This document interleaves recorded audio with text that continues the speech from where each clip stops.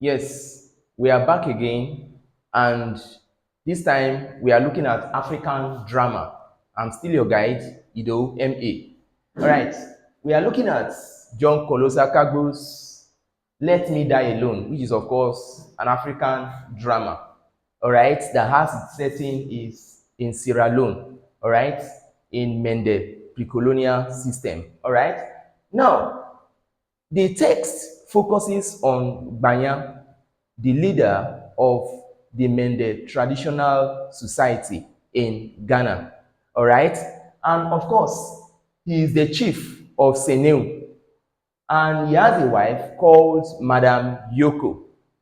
And as the narrative begins, we are told that he tries to make love to the wife, but is of course distracted by the knock that he heard on the door by a messenger that has brought a message to him that, of course, the white man is coming to see him. And of course, he has immediately premonition that something bad would happen to him. And his wife, Madame Yoko, tries to calm him down, that nothing of such would come up. But he felt that because he supported John Cocker against his brother, George Cocker, that's the main reason why the white man is coming. His conscience is already judging him. And eventually, we have or witness the arrival of the white man. As the white man came, the man, Banya, tried to stretch his hand to have a handshake with him, but of course, he chastises him and he tells him to take his filthy hands off him. And of course, he castigated him for fighting against George Cocker, using his own brother, John Cocker. And of course, by the end of the day, what happened was that Banya ended up being seriously beaten by the white man alongside his messengers.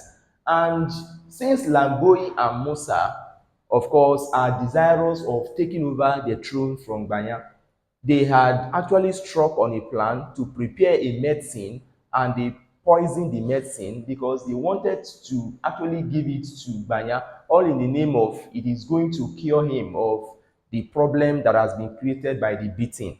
But of course, Banya took the medicine, and of course, he is on the verge of death.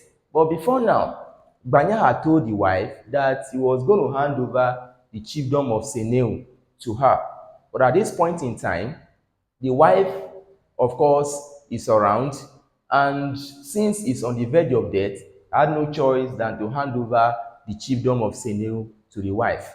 And that is where the anger of Lamboi, the brother of Madame Yoko, comes in.